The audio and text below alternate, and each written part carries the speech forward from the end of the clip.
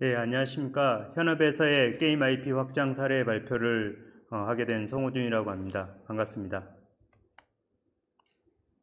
발표에 앞서 간단한 저의 소개를 드리면요. 저는 18년간 넥슨, 넷마블, 게임빌, 라운 등에서 여러 퍼블리셔에서 수많은 게임들의 사업을 담당을 했었었고요. 그 과정에서 경험한 IP 확장 사례를 최근 확장 사례들과 최근 게임사들의 IP 확장 방향성에 대해서 간단하게 설명을 드리도록 하겠습니다. 오른쪽에 있는 게임들이 제가 담당했던 주요 게임들인데요.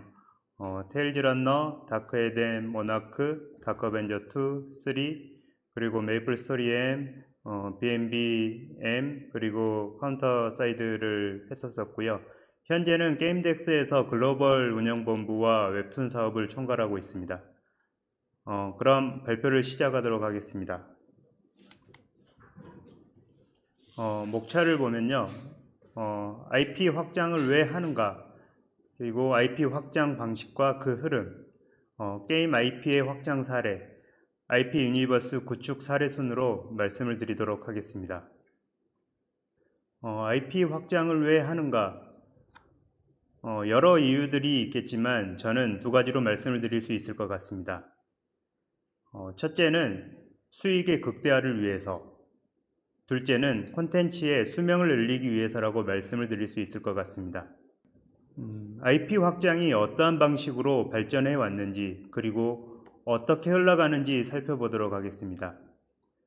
2006년부터 2010년쯤에 OSMU IP 확장 방식이 한국 게임업계에 큰 화두가 되었었는데요.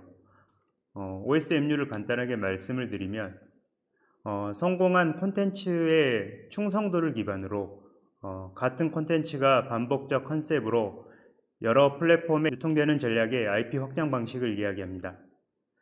당시 성공한 대부분의 게임들이 이러한 캐릭터 제휴 사업 형태로 다양하게 IP 확장을 하였는데요.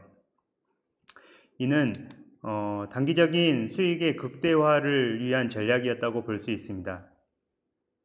당시 디지털 산업이 지금보다 덜 발전된 시기이기도 했고 게임 시장이 지금처럼 경쟁이 과열되지 않은 시장이었기에 효용성 면에서 매우 적합한 전략이었다고 생각을 하고 있습니다. 이후 시간이 흘러 시대적 상황도 많은 변화를 했었고요.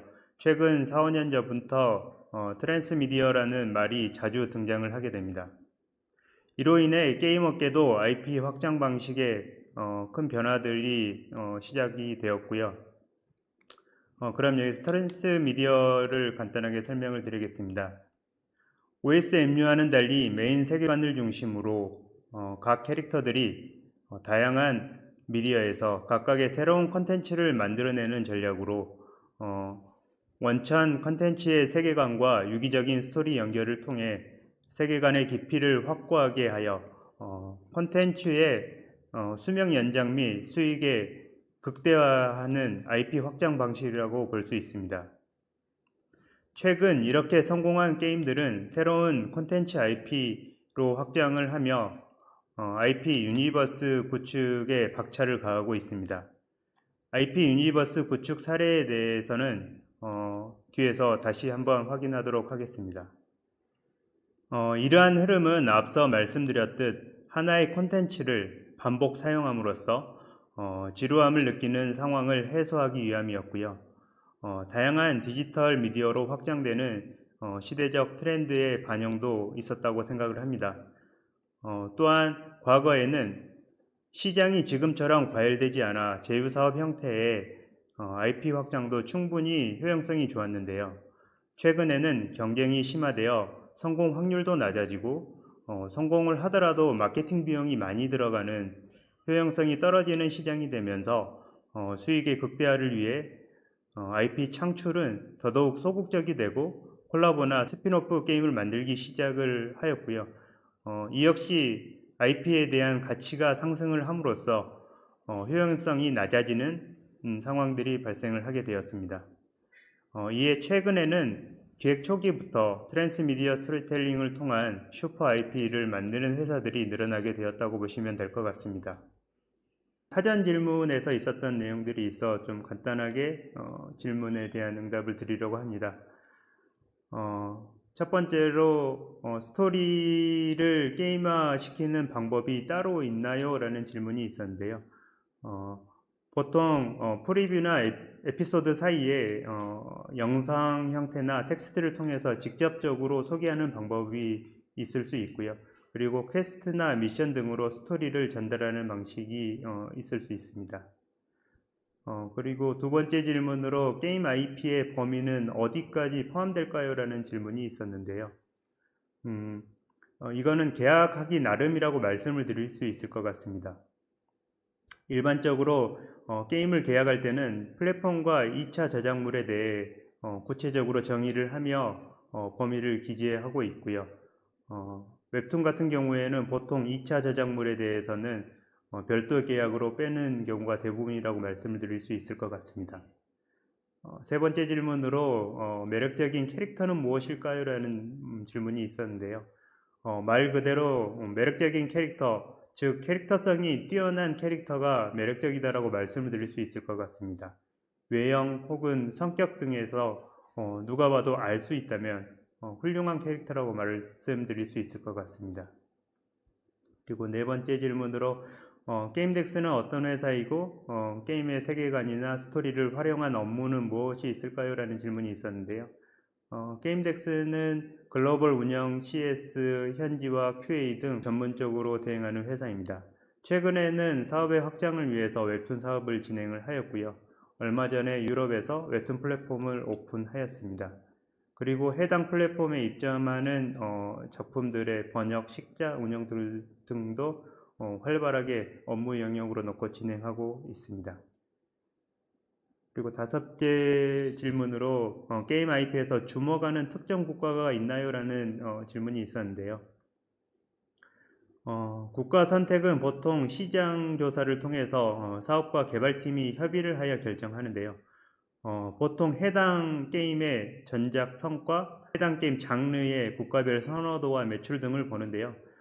일반적으로 매출 비중이 가장 큰 중국, 일본, 한국, 미국 시장이 기본적으로 중요 시장이라고 보시면 될 것 같습니다. 여섯 번째 질문으로 게임 IP와 결합했을 때 가장 시너지가 나는 콘텐츠는 무엇인가요? 라는 질문이 있었는데요. 저는 애니메이션과 웹툰이 궁합이 좋다고 보고 있고요. 가장 시너지가 나는 콘텐츠는 애니메이션이라고 생각을 하고 있습니다. 그리고 일곱 번째 질문으로 게임 IP가 성공적으로 확장을 한다면 게임업계의 비전이 마무리될 수 있을까요? 라는 질문이 있었는데요.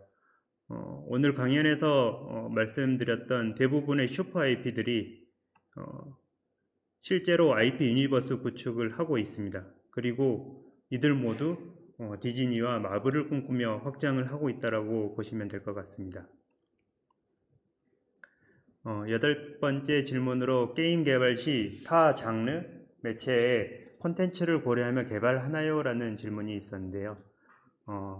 예전에는 개발 초기부터 타 장르에 대한 확장을 고려하지는 않았었고요. 일단 게임을 성공시킨다는 생각으로 개발을 하였습니다.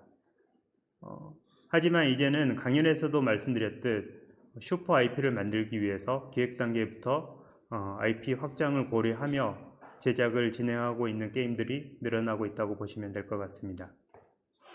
아홉 번째 질문으로 트랜스미디어가 가능한 게임 IP의 특징은 무엇이 있나요? 라는 질문이 있었는데요.